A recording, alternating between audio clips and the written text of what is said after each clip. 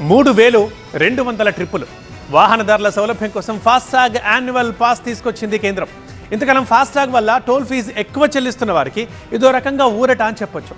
అయితే ఒక్క ట్రిప్కి ఎన్ని డబ్బులు కట్ అవుతాయి, అసలు ఈ 200 ట్రిప్పుల్ని ఎలా నిర్ధారించింది?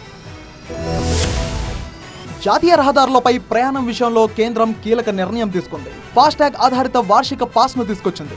ఆగస్టు 15 నుంచి ఈ యాన్యువల్ పాస్ అందుబాటులోకి రానుంది. 3000 రూపాయలు చెల్లించి ఈ పాస్ తీసుకోవాల్సి ఉంటుందని కేంద్ర మంత్రి నితిన్ గడ్కరీ ఎక్స్ లో పోస్ట్ చేశారు.